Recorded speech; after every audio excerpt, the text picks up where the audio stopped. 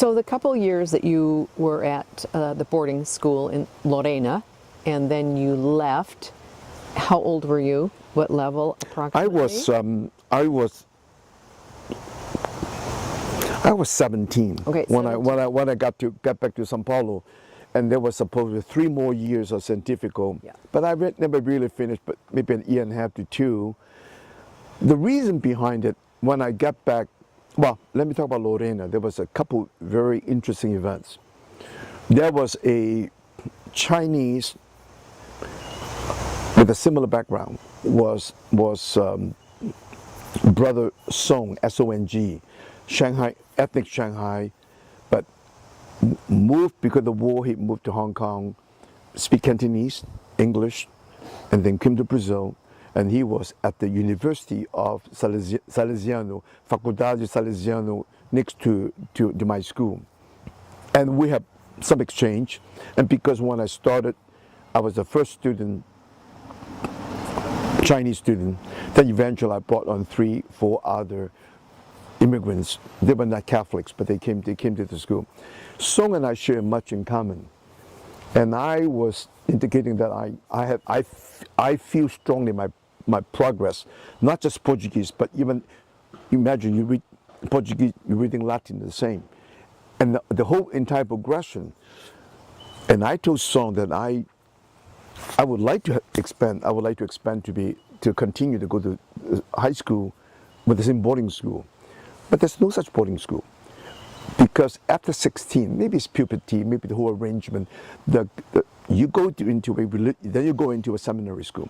Salesians in Campinas, Lição Coração de Jesus. And it's almost funny. It was not the reason of religiosity. It's nothing to do with God. I said, well, I would like to go to seminary school. But he said, well, you better ask your mom before you do that.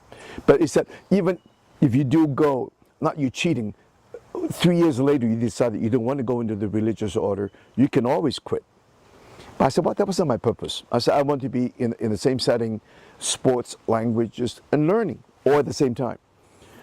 Imagine you know how to type, you know how to play the drum, you play the band, you're marching in the 15, 20 cities. You play basketball, people come and see you just because you play basketball. You play soccer, you have an audience. The whole idea is that I was more impressed.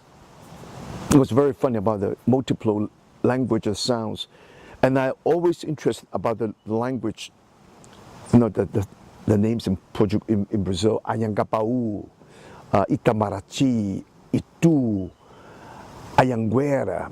You know, so I said I actually was interested to join the Salesians mission in Mato Grosso. The Salesians starting to be very strong, engaged to the ethnic studies. And I look at Brazil as like an entire western frontier, all the way to, or they're going to Bolivia, going to Argentina, Paraguay, and that part of the world is untouched. And then he said, you can go if you want to. I encourage you to go.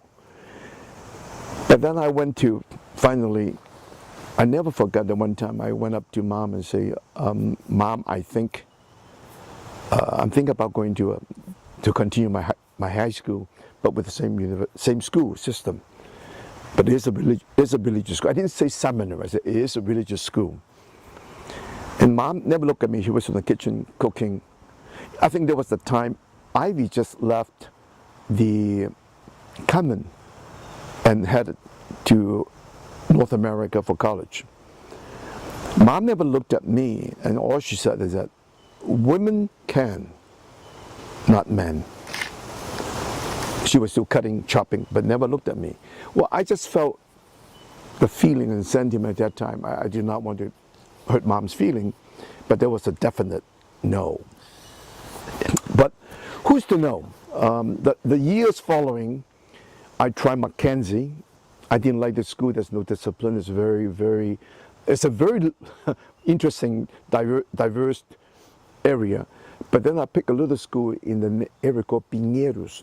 The school is named by the Brazilian poet, Lição Machado de Assis. Well, that's starting another interesting Brazilian cultural event. And I met Ana Maria. I dated her. I dated the entire family.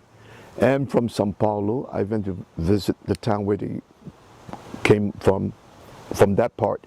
Dr. Orlando is a medical doctor, the town called Pedagogy.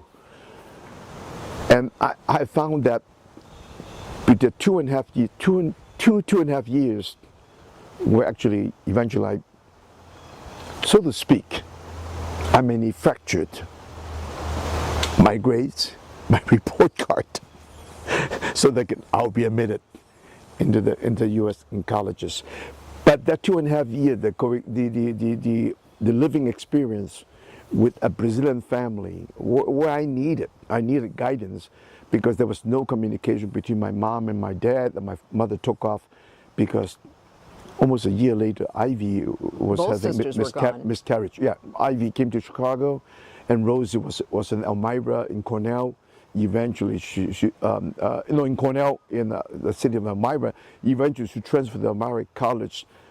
But the whole idea that 2.5 years was giving me an enormous rich, somebody I can emulate, I can role model after, because Dr. Orlando Muradi's the family was also a Salesian graduate, he and his brothers.